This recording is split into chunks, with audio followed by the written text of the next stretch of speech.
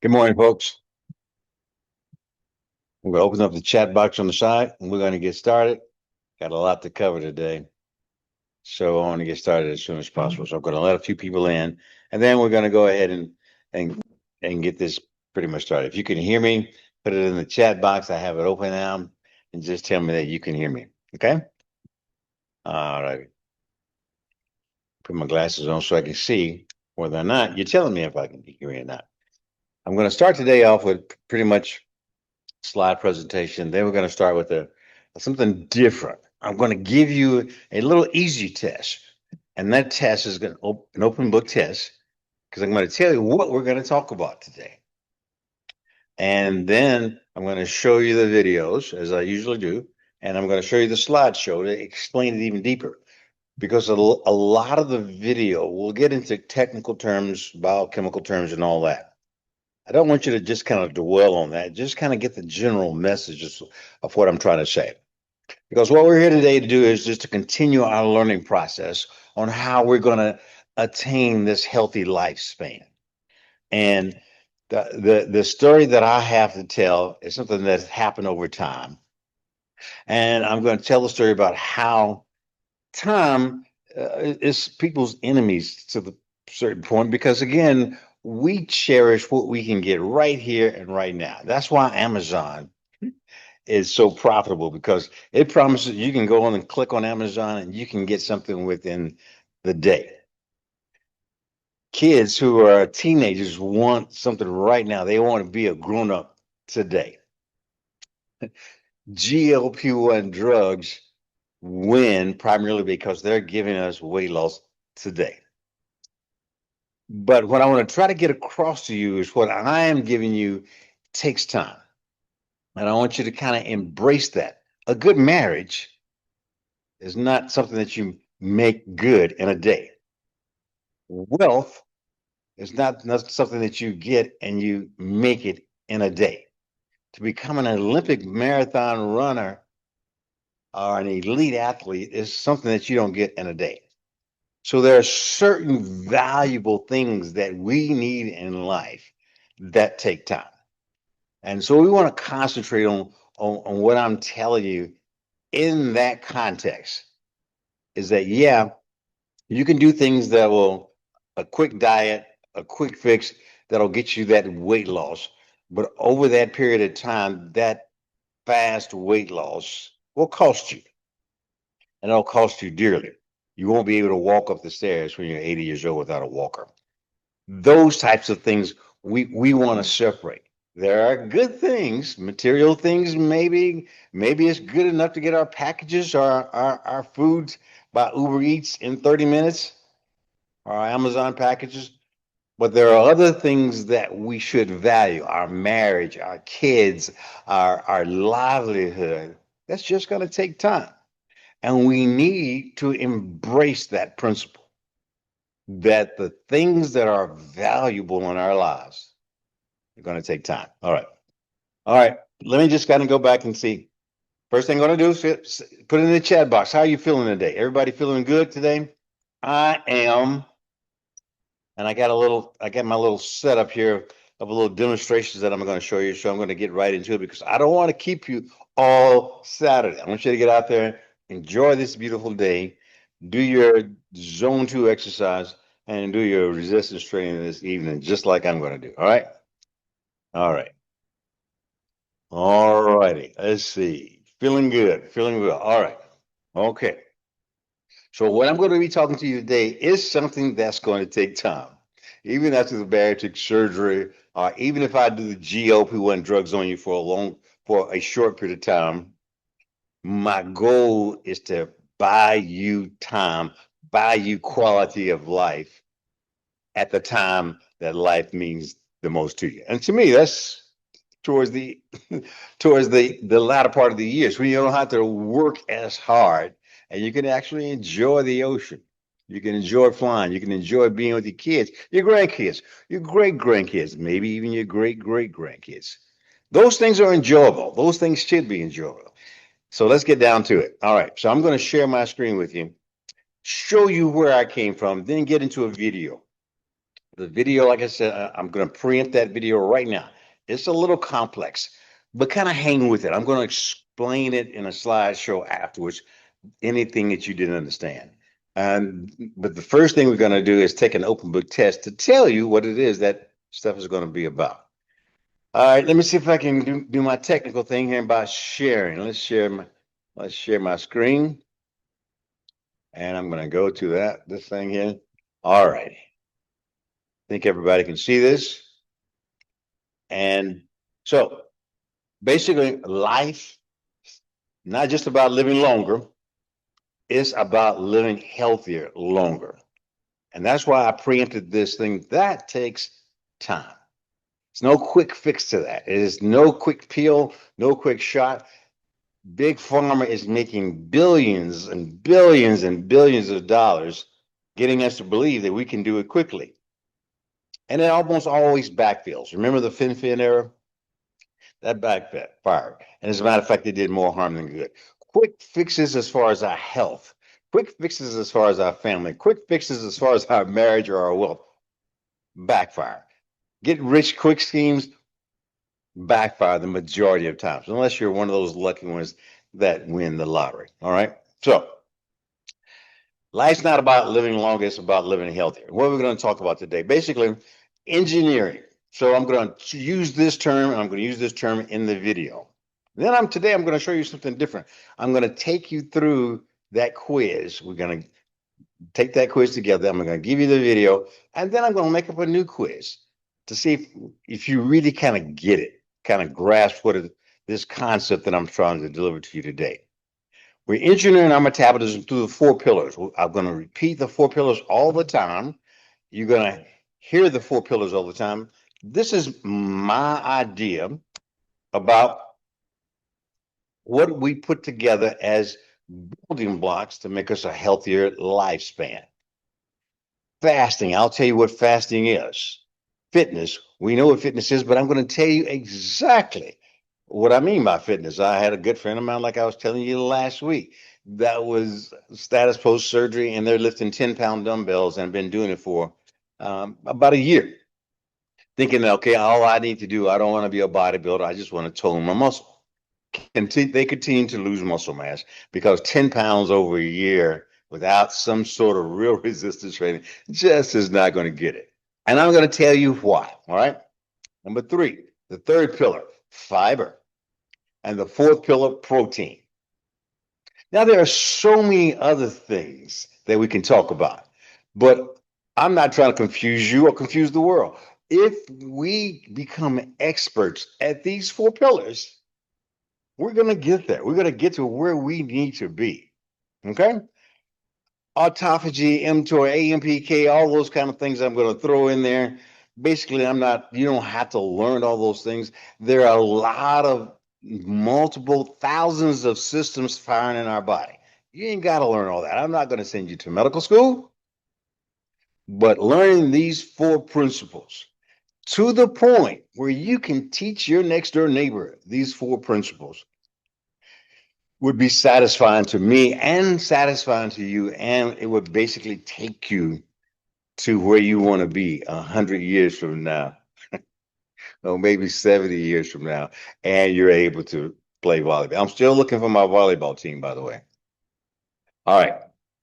This is an old slide. I don't know why it's still there. Let me go through that. This is me when I was sick a few years back, before I started listening to until I start practicing what I was preaching.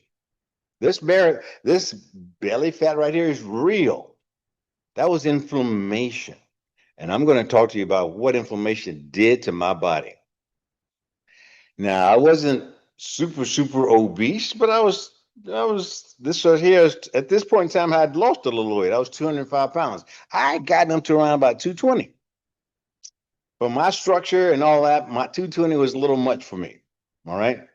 Some of you out there saying, 220 ain't that bad. Well, for me, it was, because it was all right here. Visceral fat, white fat, inflammatory fat. And we're going to talk about what inflammation does to our bodies long term, and hopefully learn something so that we can start the process of turning it around, because it's going to take time. But it's worth it. It's worth it. Trust me, because this is what I'd look like from the side. Not a whole lot better. And this is me. When I purse my lips in like that, it means that I'm really sucking it in. I'm holding my breath. I'm really trying to suck it in. Didn't do too good of a job sucking it in. This is me today. After I followed the guidebook that I'm going to give you all, I got rid of the white fat. Here, diabetes, hypertension, sleep apnea, brain fog, high cholesterol, or high triglycerides. I had it all, and I was sick. And guess what? I didn't feel good either. I felt, okay, fine. This is life. I'm just getting old. And this at this point in time, I wasn't really that old. It was, like I said, only a few years ago, 10 years ago. All right.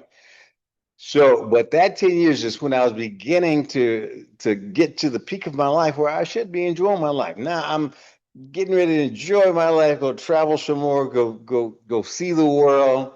Because before I would see the world, I've been to Spain, I've been to South Africa, I've been to Russia, I've been to Japan, I've been to China. Every time I went to those places, I was giving a lecture, I was giving a talk. So I went to those places for business, never really got to enjoy it.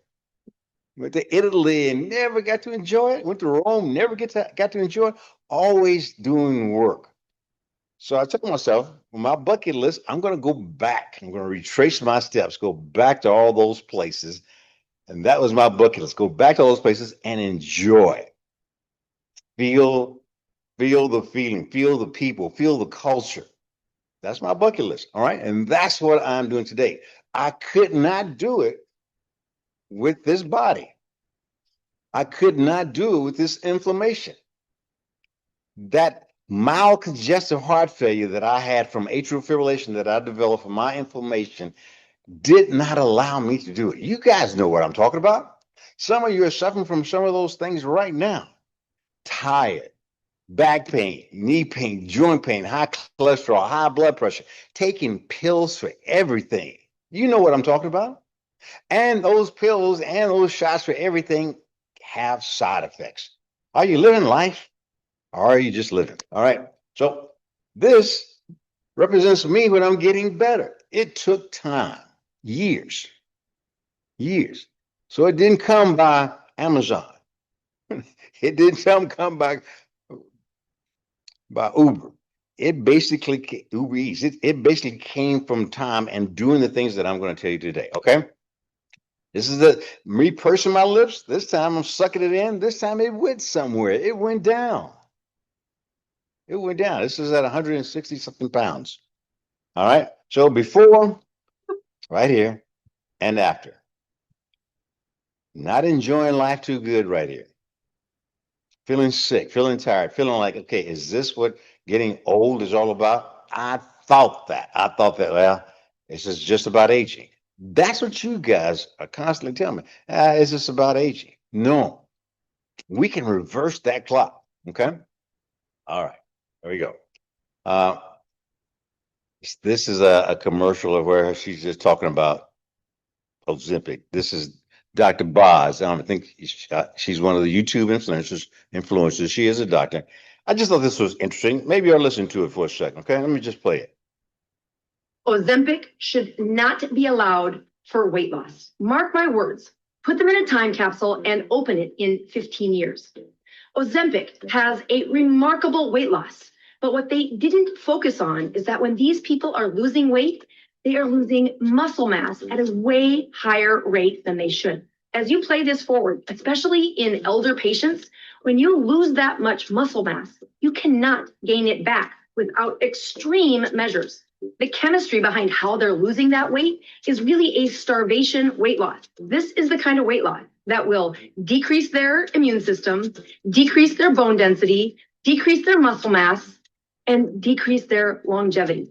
All right. So that was That's the right to do that, and because more and more people are figuring it out. The problem, ladies and gentlemen, is this: is that they're making so much money with these GLP-1 drugs that they're putting so much science into it, and they're making newer ones, but they have kind of the same effect. They affect your brain.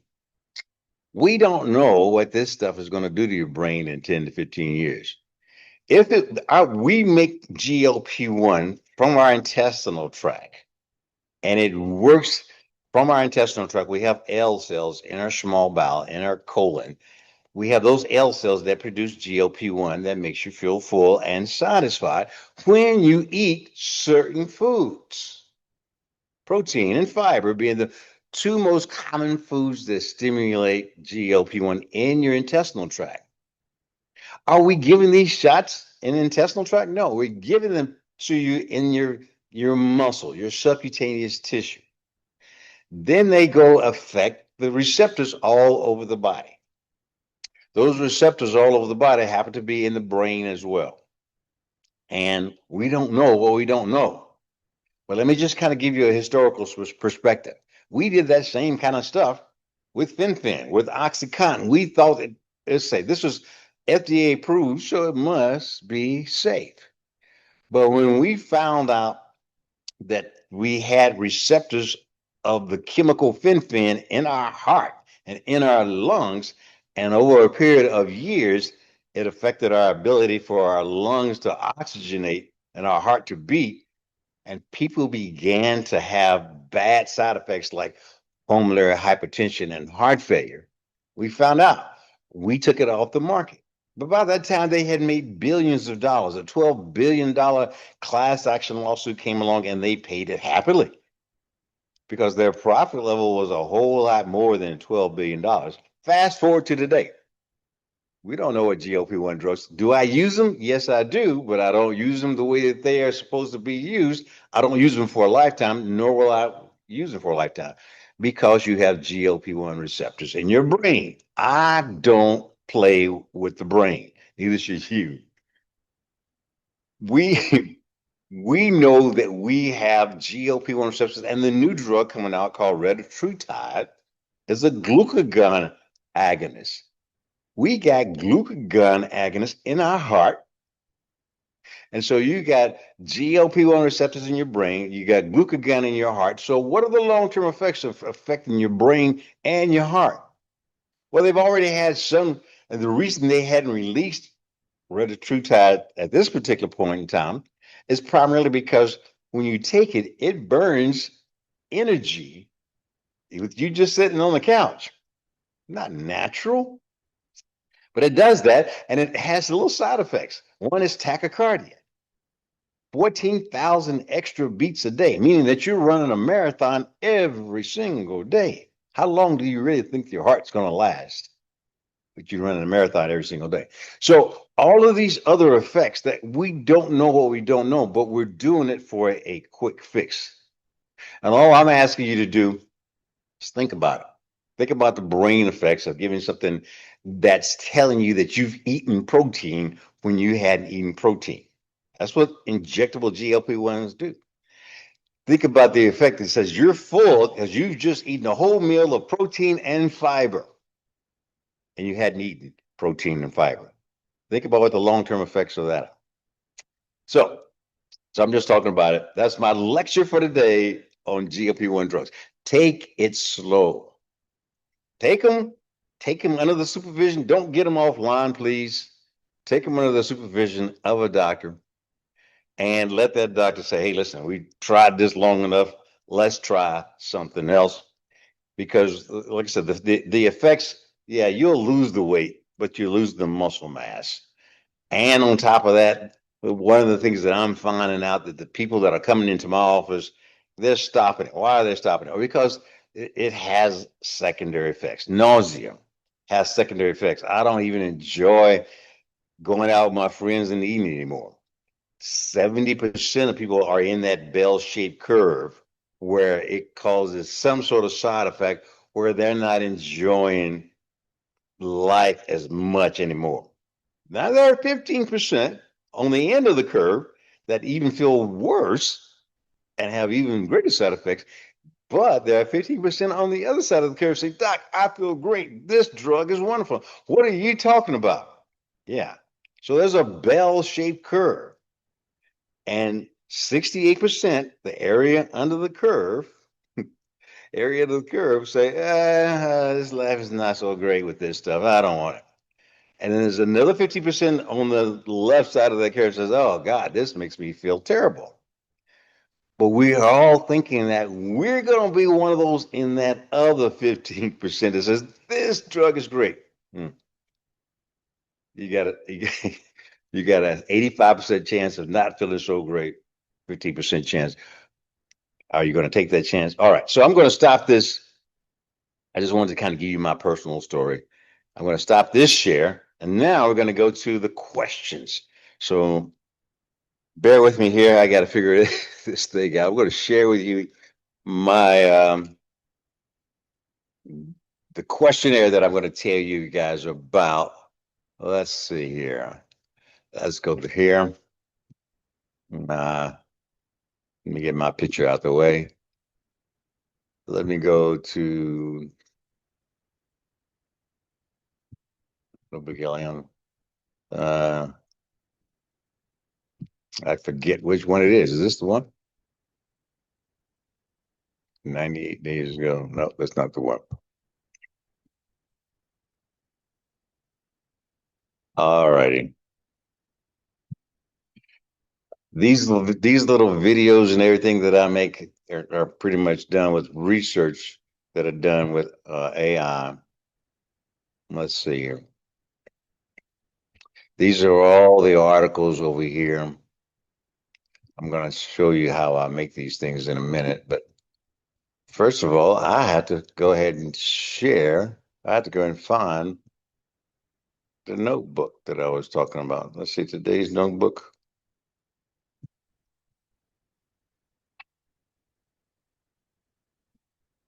"91 days ago." That's not it. Let me just do it again. Notebook LM.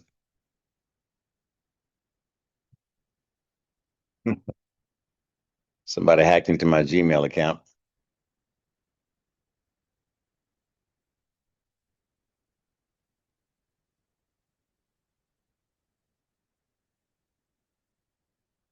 Okay, I think this was the one here. Okay.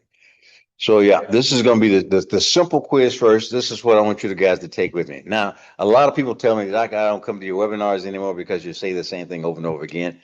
Not anymore.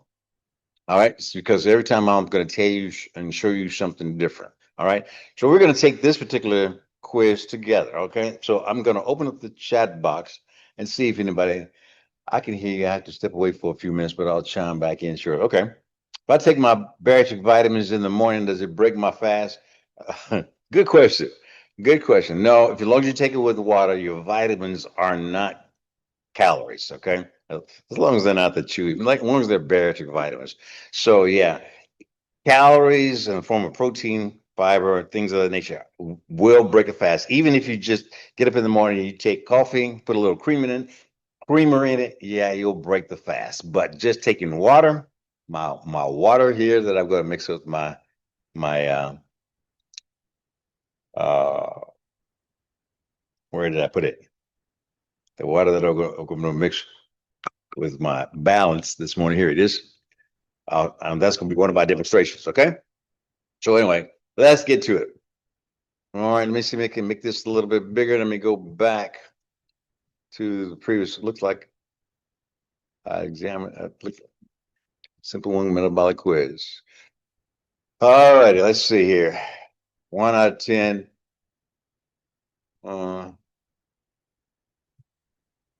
This question right here says, in the context of metabolic engineering, that's what we're going to be talking about today. That's what the slides and that's what the video is going to be talking about today. So I'm preempting you of this. And so those of you who say you're talking about the same thing, okay. For those of you who are on there and say I talk about the same thing and you know the answers, these are the questions for you. These are the easy ones now. After the easy ones at the end of it, I'm going to make a new set. Right here live, I'm going to make a new set of questions to see if we indeed listened. In the context of metabolic engineering, What is the primary biological objective of the 18-6 fasting protocol using 3 days a week? We talked about that, right? Right. All right. So, A, to increase insulin levels to their highest possible peak. B, to trigger autophagy. Now, again, let me repeat the question because you may not have been paying attention.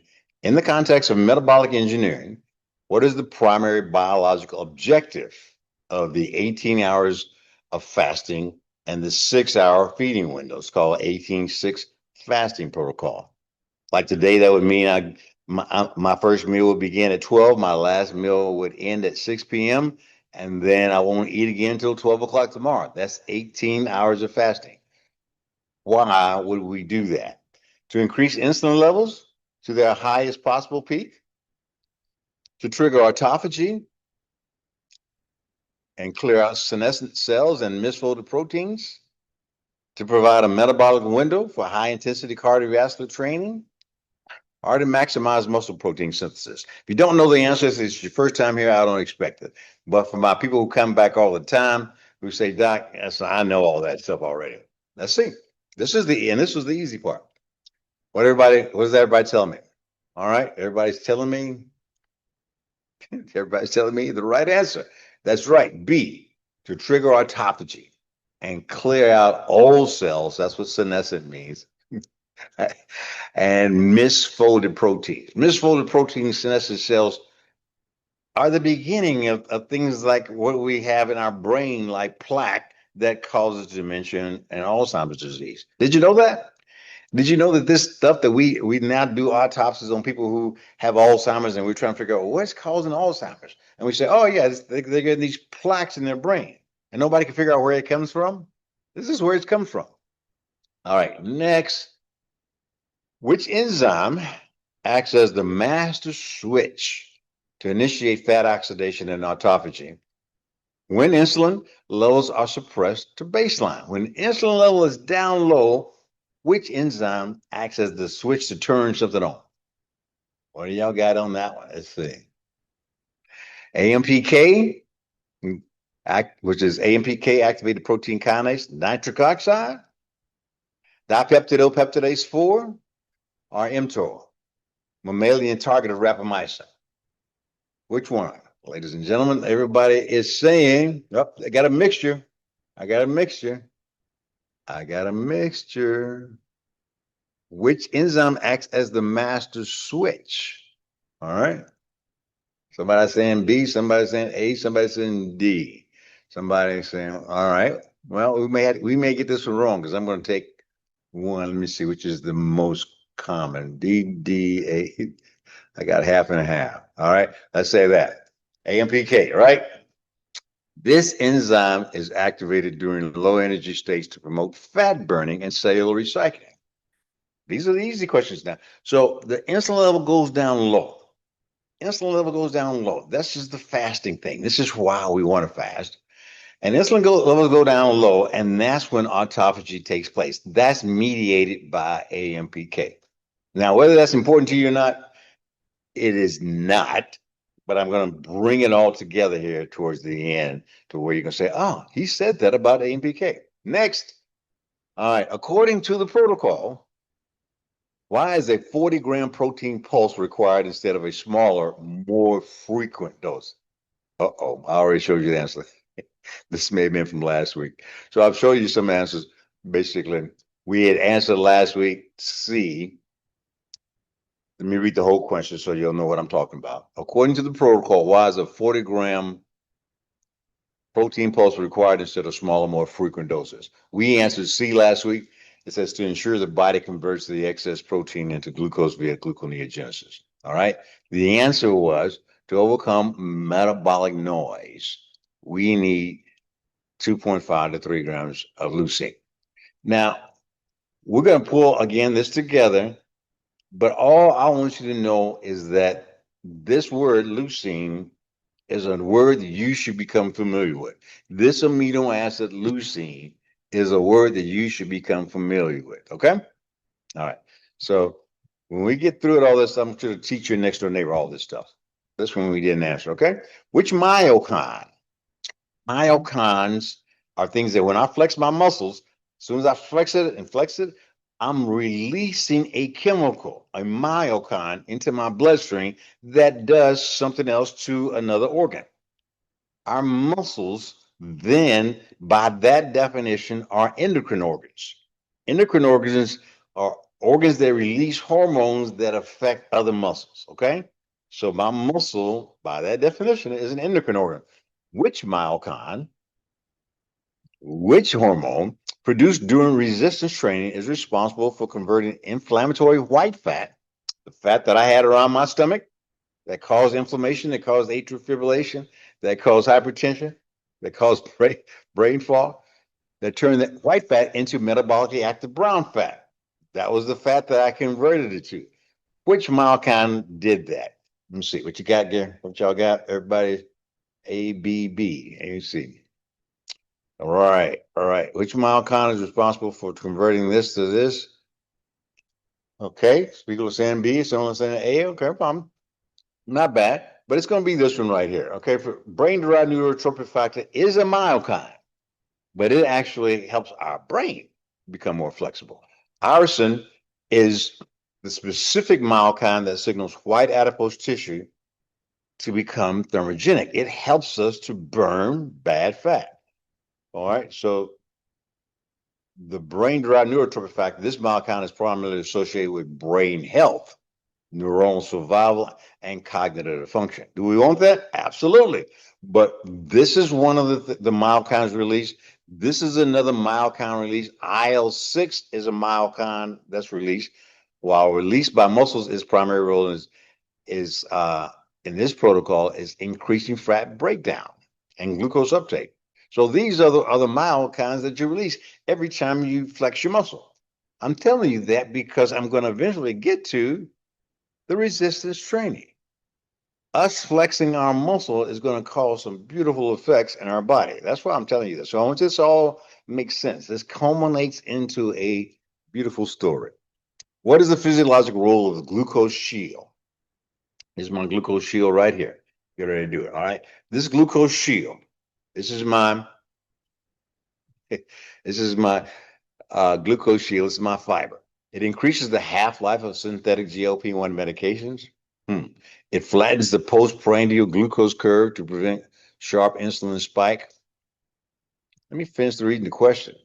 What is the physiological role of the glucose shield provided by 10 grams of soluble fiber before a meal? Now, I'm not getting ready to take a meal now, but this is protection, okay? So what does it do? Does it flatten out the postprandial glucose curve to prevent sharp insulin spikes? Does it act as a broom to speed up the transit of nutrients through the colon? Does it provide a direct source of oxygen to the paranasal sinuses? Did everybody get that right? Uh-oh. Uh-oh. No. Let me show you what this does. I'm going to add this. I'm going to mix this up. I'm going to show you how it becomes a fiber. So this is the fiber that I want you to use on as a seat belt. You take it before every meal. Okay. Psyllium husk is a part of it, but you can see how thick it's becoming. Now I got to take it. You got to take it almost immediately because again, I didn't get it all out because it's becoming a gel. That gel sits at the bottom of my stomach. And that gel sits at the bottom of my stomach, and then I chop it off with some water. That water, 8 ounces of water afterwards, expands that gel. That gel becomes a trap for glucose and for LDL cholesterol. As a matter of fact, it is great for people who have high cholesterol, hypertriglyceridemia. I want you to be careful and coordinate all that with your doctor, though. So if I was to answer, people said, all right, who's that? Sorry, thick is gross. No, I'll tell you what. Let me show you something right quick. So now it's thick, right? Now it won't come out. Now it's a pudding. You still take it in. Take it in as a pudding, and puddings aren't gross. Take it in as a pudding, swallow it, and then add the water to it. Gives you the same effect. So if you don't drink it right away, if it's gross to you right away, cool. Let it thicken. Take it as a pudding. add the water to it, it does things. It flattens out the carrot by slowing the entry of glucose into the bloodstream. It reduces the demand for insulin resistance and protects and protects against insulin resistance. Okay. All right. So anyway, that's just a few of the questions, just to kind of get you warmed up to what I'm going to be uh, doing to you now. Okay. So I'm going to give you this next one. I think that you'll like it. It's going to be a little complicated. Listen to the theme of it though. Okay. All right. And then I'm going to explain it to you. Do not worry about the big words that it says. I'm going to explain it to you in simpler terms afterwards. Okay. But let me pick up this one, turn it on for you. Move this thing out the way again. All right. I will pause it. Sometimes I'll pause it, but I think it's kind of cool. But I'll let you listen to it. But again, don't worry about the big words. We'll come back around to it. Okay, it's only 8 minutes. All right. We are discarding the concept of traditional weight loss. Human health is a discipline of metabolic engineering. You are optimizing your body's hardware to efficiently clear cellular waste while building the skeletal muscle sinks that consume energy around the clock. To achieve this, you face a biological paradox. Clearing out excess adipose tissue and damaged cells requires energy restriction. Yet preserving your skeletal muscle, your primary metabolic engine, requires energy abundance. You cannot do both simultaneously. Your body operates on two opposing nutrient sensing switches. The first switch is AMPK. It is a sensor that triggers catabolism, breaking down stored fat and damaged tissues for cellular repair. The second is mTOR. This is the pathway that drives anabolism, demanding raw materials for structural muscle growth. To control these pathways, we use 4 mechanical levers: fasting, fiber, protein, and fitness. This is the 4-pillar protocol. We engineer these cellular states by deliberately toggling between an 18-hour fasting protocol optimized for autophagy and a 16-hour fasting protocol built for hypertrophy. Mastering this toggle allows you to clear metabolic waste without sacrificing the engine that burns your calories. The first state is the 18-6 protocol, fasting for 18 hours and eating for 6. You utilize this 3 days a week strictly for cellular cleanup. When you extend a fast to 18 hours, you force your insulin levels to baseline. This trips the AMPK energy sensor, which detects depleted ATP reserves and shifts the body into fat oxidation to secure fuel. That AMPK activation triggers a mechanical process called autophagy. The cell cannibalizes its damaged mitochondria and misfolded proteins, breaking them down for energy. During this extended fast, your liver produces ketones, specifically beta-hydroxybutyrate, or BHB. BHB serves as a fuel source while operating as a critical signaling molecule. Inside the cell, BHB physically binds directly to a protein structure called the NLRP3 inflammasome, effectively inhibiting its activity. By dampening this specific inflammasome, BHB directly reduces inflammaging, the chronic low-grade systemic inflammation closely associated with age-related frailty. While BHB reduces inflammation, the autophagy process clears out senescent cells. These are zombie cells, tissues that have stopped dividing but refuse to undergo apoptosis, permanently cluttering your immune system. By removing these defective components, autophagy helps preserve the influx of fresh, naive T cells and prevents mitochondrial deterioration. This mechanical maintenance counters the immunosenescence that degrades immune function as the body ages. The 18-hour fasting window enables fat oxidation and acts as a mandatory molecular reset button, clearing metabolic noise to build durable immune resilience. When you transition to the fed state, you implement a strict dietary shield, consuming 10 grams of soluble fiber immediately before every meal. Insoluble fiber acts as a physical broom sweeping through the gut. Soluble fiber dissolves in water and expands into a thick, viscous gel. This chart shows the mechanical effect of that gel. It physically slows gastric emptying.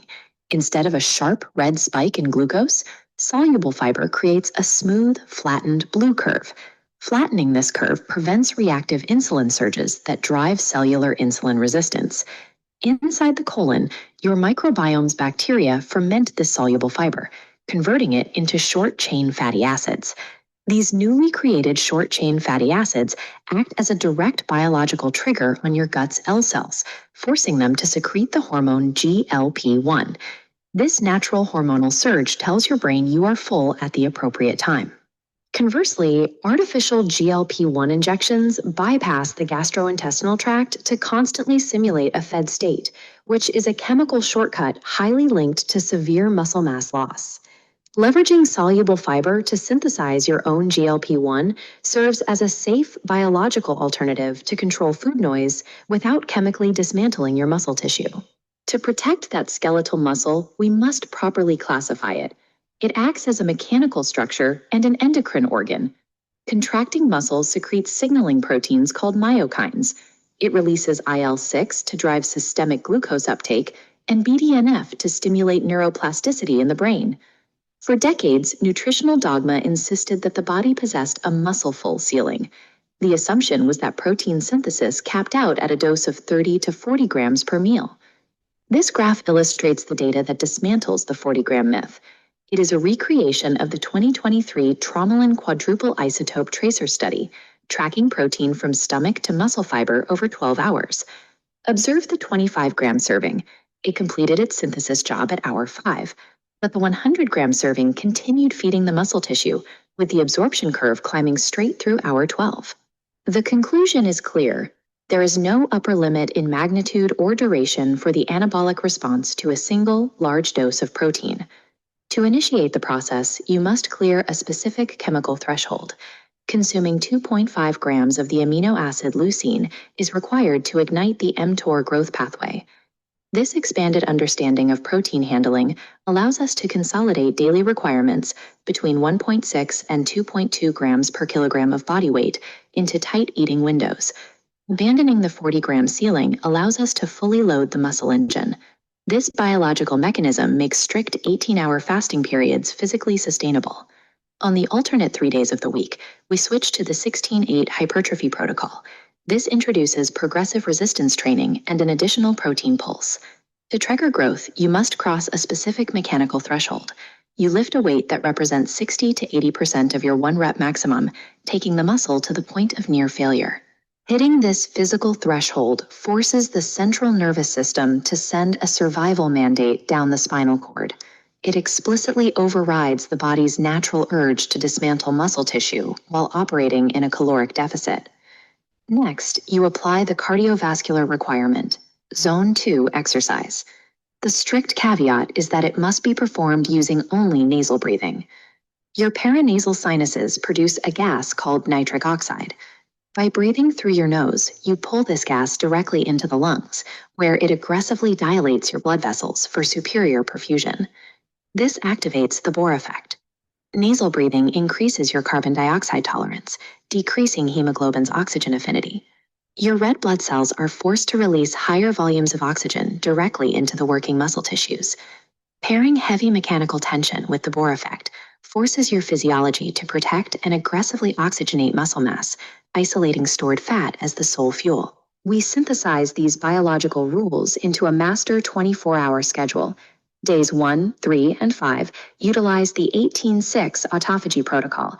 You execute a 7 a.m. fasted walk utilizing the nitric oxide nasal breathing hack to maximize fat oxidation. You condense your eating window into 3 distinct 40-gram protein pulses occurring at 12 p.m., 3 p.m., and 6 p.m. The 6 p.m. meal initiates a strict 18-hour fast. This guarantees insulin drops, allowing AMPK to clear the day's accumulated inflammaging. Days 2, 4, and 6 switch to the 16-8 hypertrophy protocol. On these days, you insert a 5 p.m. resistance training session to trigger the survival signal. Following dinner, you consume a final 4th protein pulse at 9 p.m. We use casein protein for this 9 p.m. pulse. It acts as a slow-release amino acid bridge, preventing muscle catabolism while you sleep. Health is a deliberate engineering discipline rather than an accident of diet. By toggling between time-restricted autophagy and targeted leucine pulses, You build immune resilience, defeat frailty, and optimize the body's mechanical response to aging.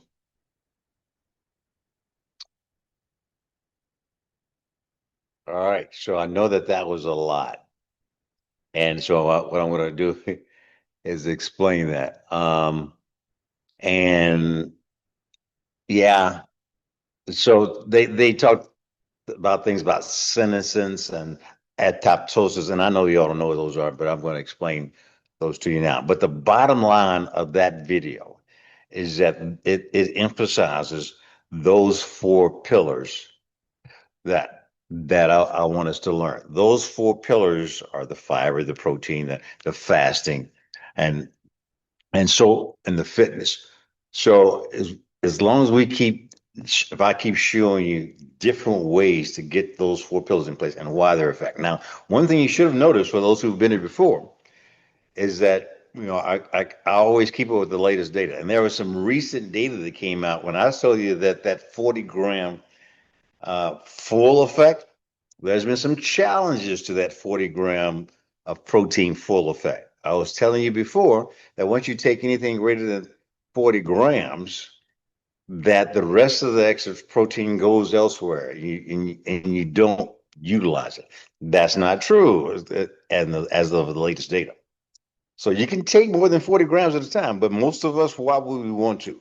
The main principle is not how much protein you need to take, but you need to take at least around about a gram, 0.75 grams or a gram per pound of ideal body weight. Okay. Take more than that if you want to be a bodybuilder, fine. But I don't think that a lot of us are here to be bodybuilders. And so that particular new data out there, I just wanted to put it out there so that anybody questioning and saying this full effect, this basically you can only take 40 grams and it stops doing you any good. That's not true. But what is true is that, yeah, you do have to achieve a certain amount of protein you take every single day. Do you know what that is? You know how much that is?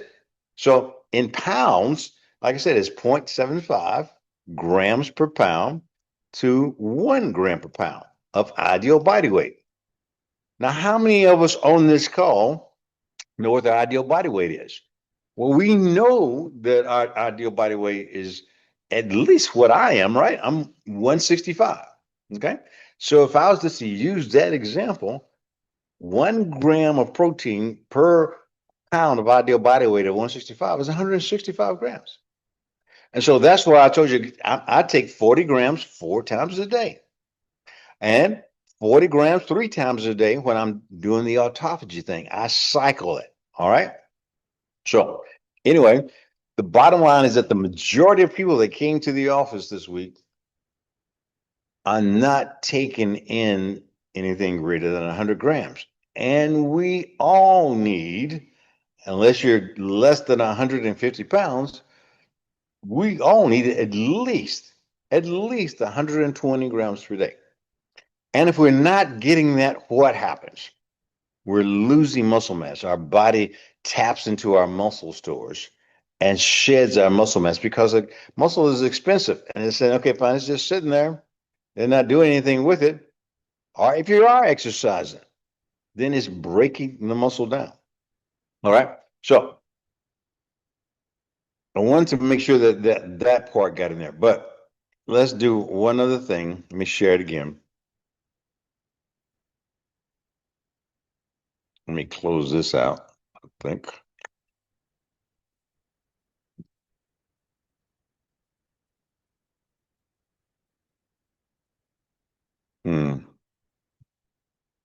Go back to this one and close this one out. And then, so I'm going to try to explain to you, and then we're on time. We're going to get out relatively early today. All right. So I knew that when I was going to show that and it was going to be complex for you, I knew that I was going to get a lot of people that dropped off the call, and they did. It's okay though. It's okay. You learn what you want to learn. All right. So this is my explanation of these things. the metabolic engineering is what we're talking about. The four pillars I want you to remember. We got to fast, either 18-6 or 16-8. Okay, got to fast, and you got to know what that fasting is. All right, because that is the people that tell me, Doc, I'm stalling, my weight loss is stalling. Well, there's something that we're not doing, and it's one of these four things that we're not doing. All right. But I'm going to give you some leeway, and part of the leeway is this thing here, the fiber. Okay. All right. So the biology is a master class on the four pillars of fasting, fiber, protein, and fitness. All right. So this basically is saying we're looking at a scale and we're losing weight. All right. But that weight that we're losing sometimes is indeed muscle mass. All right. So the bottom line is that we got the AMPK, which is the autophagy state. And let me just explain that. The autophagy state is when we're cleaning out our cells. It's like our body bowel movement. All right. So you wouldn't ever think that it was normal to not have a bowel movement for a month or two. But if we're eating every 8 hours, every 10 hours, if we're eating something or taking in calories, our body is never getting rid of the junk. So this plan every other day is getting rid of the junk, meaning that our insulin levels have to come down to zero. And the only way it can do that is for us not to take in any calorie sources, any creamer in your coffee, any stevia, that anything that's artificially sweetened, you can't do it. Okay, so you get up in the morning, you want to go for a walk, you need some water. It has to be water. Don't confuse with this Gatorade and all this kind of stuff, because it had that Gatorade is just not tasting sweet because it's just natural water that tastes sweet. Water doesn't taste sweet.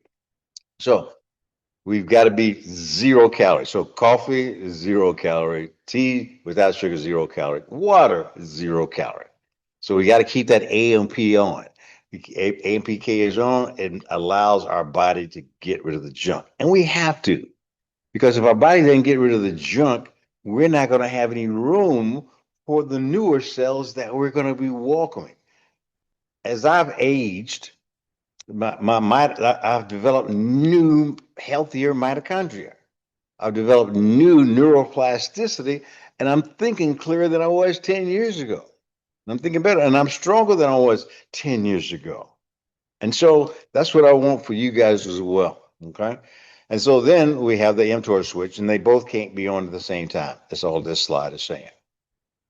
The fasting signal is, like I said, it has to come down.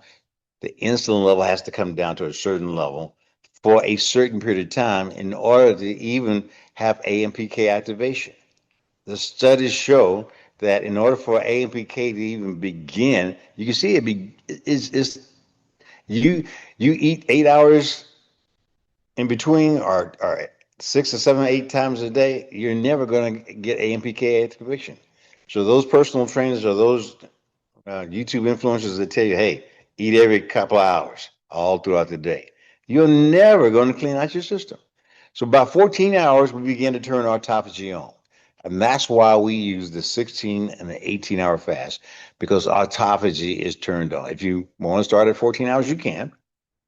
But just as a principle to remember stuff, we use 16 and 18-hour fast, okay?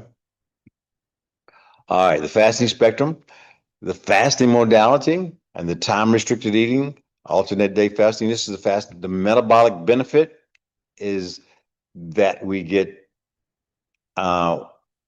time-restricted eating, high metabolic flexibility, and moderate risk. Alternate day fasting, deep autophagy, okay? And we get high risk for sarcopenia. But if we do periodic fasting, which is what I'm talking about, we basically do systemic reset and severe risk without intervention. The frailty caveat for frail or older adults, and I don't call myself frail, I do consider myself chronologically older. Fasting accelerates sarcopenia. Without resistance training and without protein programming, taking in protein at a certain period of time, you will become thin and you will begin to lose muscle mass and your immune system will falter. If your immune system goes down, you have increased risk of what your immune system protects you from. Your immune system protects you from viruses, from bacteria, and from cancer. So as we get older, we know we have a higher incidence of cancer, and that is because we're losing our protective muscle. And so instead of saying, oh, that's just a product of getting older, yeah, older people get breast cancer, older people get colon cancer, older people get pancreatic cancer, brain cancer.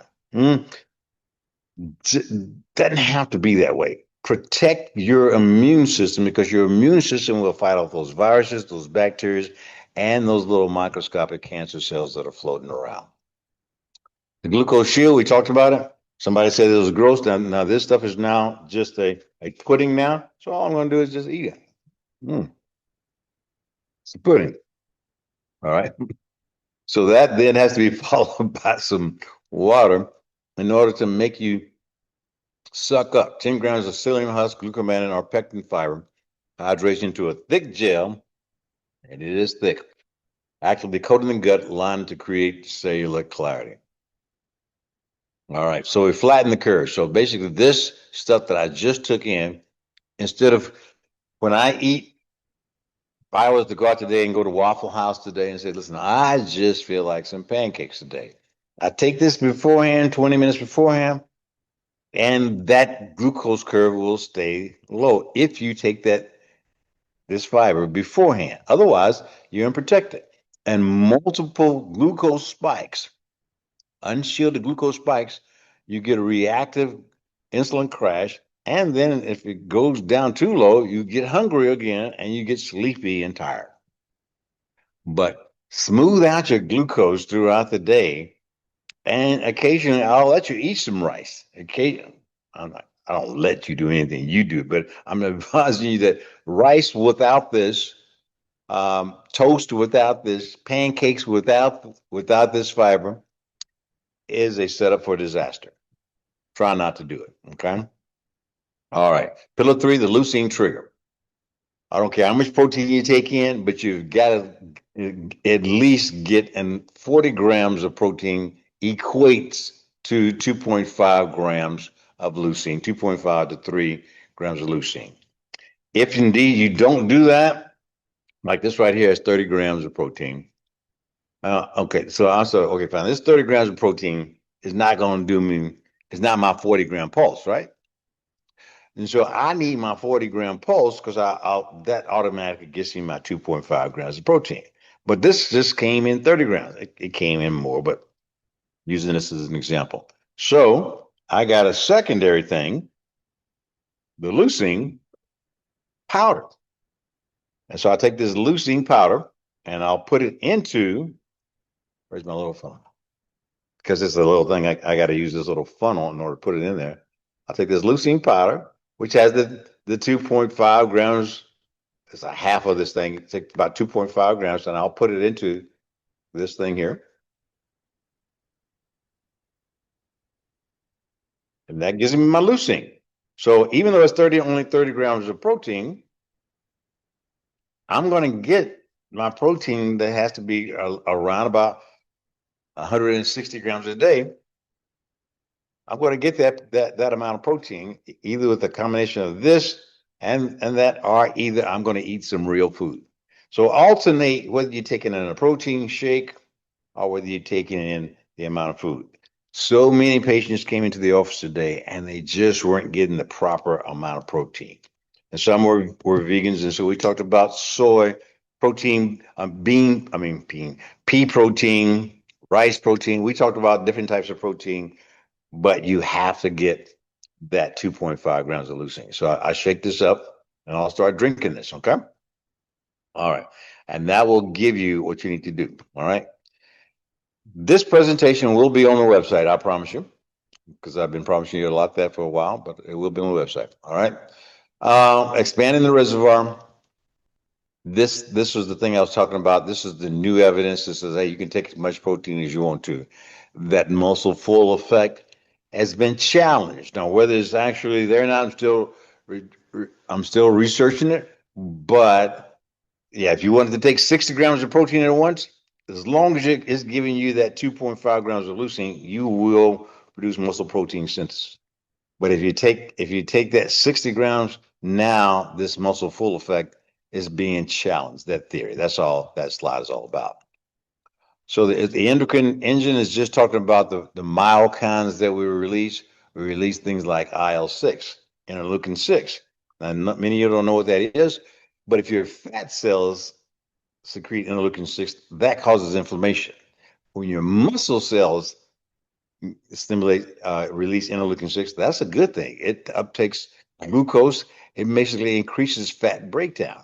So you want the muscle cells to secrete interleukin-6. Irisin is the thing we talked about that turns white fat into brown fat. That's all coming from muscle mass. So bottom line is that when you lose muscle mass, you lose all of these effects. We talked about the brain-derived neurotropic factor that gives you that flexibility, that increased clarity of your brain. And trust me, folks, you don't want to you don't want to find out later on that you could have been doing something to increase your brain power when you get older and find out that you just didn't do it. And now somebody's having to take care of you. Now you're not able to have intelligent conversations. Now you're just somebody that they're putting over in the corner, putting you in the rocking chair while they're having the family get together. You don't want to be that person. You want to be out there with the family, conversing with them, teaching the great grandkids about what happened in your day. And that's what you want to be. I know that's what I want to be. All right. Pillar 4, the survival mode, and basically that's basically the override system. Um, the survival mandate. This tension sends a loud signal. That means that if you don't do resistance training, and this is going to be the core theme for today, because everybody came in this week except for one patient and told me that they were doing their walking, and that is so cool. I appreciate that. But I said, okay, fine. What kind of resistance training did you do? Well, there was one person that says, "Well, I'm doing it now." There are a year post-op. I'm doing it. I'm getting ready to do it now. I'm going to the gym, but I have some bands here over here, and I have some weights over here. You've got to start doing that now. You got to start protecting your muscle now. And that 1 rep max, test that 1 rep max on a machine. So go to the gym, find out how much you can lift 1 rep with strict form. That's your 1 rep max. Then your workout of 3 sets of 10 or 6 to 10 of those reps needs to be about 60% of that 1 rep max. So if your 1 rep max, say, is 40 pounds, you can lift 40 pounds of bands one time with good form. Then 60% of 40 is 24 pounds, rounded up 1 pound because they don't have a 24 pound band or a dumbbell. Make it 25 pounds. That's your 25 pounds that you're going to do your 6 reps with. And you're going to, that last rep, if you do 10 reps, that last rep has to be like, oh, it's hard to get up. You can barely get up, but don't sacrifice form. And that's your workout routine. Okay? All right. A couple more slides and then we're getting out of here. Nasal breathing, that's all I was just talking to you about as well. You're activating the Bohr effect. And that Bohr effect, is, you may remember this in high school chemistry, is that when acidosis and all that, anything that shifts that curve to the right allows you to release oxygen from your red blood cells. Our red blood cells carry oxygen, and we want to release that as much as possible. When anything shifts that curve to the left, that causes our red blood cells to hold on to oxygen, which is a bad thing. We don't want that. We want our cells to release oxygen. So what breathing through your nose does 2 things. It basically holds on to CO2, which shifts that curve to the right, releasing the oxygen. But even as importantly, is that the nitric oxide portion that's released through your paranasal sinuses dilates up those vessels. So not only do you have more red cells delivering more oxygen to your vital organs, you have a bigger pathway. You have wider vessels delivering more. So what that ultimately does is increases what we call our VO2 max. And VO2 max is that parameter that says our health span is going to be great. Increasing oxygen to your brain, increasing oxygen to your muscle, training in that way increases this overall thing of living longer, healthier. Okay? We just don't want to live longer anymore. We want to live longer, healthier. All right? So the blueprint is 18 and 6. 7 a.m., get up and walk, nasal breathing. 12 p.m., your first meal. This is on 18-6. This is 6 hours of feeding. This is mine. You have to kind of adjust it to your day. Some people work at night, so kind of flip the switch around. But just practice on, say, okay, I'm going to not eat anything. I'm just going to drink water, coffee, and tea, unsweetened, for 18 hours. Don't want you to get dehydrated. So this 18 hours of fasting doesn't mean take nothing in. It means take something in the form of water or unsweetened products. And then when you eat, you're going to eat within 6 hours. So whether it's 12 to 6, or if you're working at night, 6 to 12, 6 hours, you're going to have your protein pulses. And then in this particular example, 12 o'clock, 40 grams, 3 o'clock, 40 grams, 6 o'clock, 40 grams. And this could be in the form of this shake, or it could be in the form of a chicken thigh, because chicken thigh is 40 grams. A pork chop is 40 grams. A chicken breast is 40 grams. Okay. About the palm of your hand, 5 ounces. Okay. Our steak is 40 grams, are basically some rice protein, 40 grams, and all that. Okay. Then our 16-8 protocol is what I want you to remember to do on the day that you're working out. So you're going to have, instead of just 40 grams, you're going to have 4. All right. So the days you work out, you're going to have 4. All right. All right. So 7 o'clock, you're going to do your walking. You can do your walking every single day. Oh, try to. And it only has to be 20 minutes but try to. 12 o'clock, 3 o'clock, 5 o'clock is going to be your resistance training. And then 6 o'clock, you're going to have your dinner. There could be salmon, whatever you want to have. But you're going to add another protein pulse before you go to bed, because why? Because you break down your muscle at night. And so if you worked out, you want to protect that muscle at night, and you want to take a casein bridge. And that casein shake is either this, I get this from Fairlife, 42 grams, or you could just take some casein, or you just mix it up. These are expensive. So that's why I only use these every now and then before I go to bed when I do my workout. So I only buy, at most I use these 3 times a week, because I can afford this and gas. No, I'm just kidding. But anyway, so 3 times a week I take this at night, or even cheaper, just go ahead and take some casein powder that you get off of Amazon, put it in some water, take it before you go to bed. What that does is it makes a substance just like this in your stomach, and then it digests slowly throughout the night, providing your body with amino acids throughout the night. So let's get out of here early. Got 2 more slides, and I'm not going to give you that final test. All right, so health is not an accident of genetics. And I just want to bring it home with this particular slide. It's an engineered outcome. We got to think about what it is that we're doing. By mastering the 18-6 signal, the 16-8, now there are thousands of protocols out there. But this, for my patients, will accomplish what it is that I want you to accomplish. And that is maintaining muscle mass, maintaining fitness, maintaining your brain health, maintaining your mobility, and maintaining your immune status and all that, so that you can live a lot healthier longer. And finally, this is what I want to say, is basically, it's not going to happen tomorrow. It's not going to be a quick fix. So I want to go back to what we said in the beginning. It's going to take time, but I guarantee you, over these last 7 years that I've been doing this stuff, this time has allowed me to feel so much better. And I want you to realize that you got a choice. You can try the drugs and not feel so good. Because even I tried the drugs and okay, I lost some muscle mass, didn't feel so good, but I looked good on that scale, right? The bathroom scale, I lost the weight.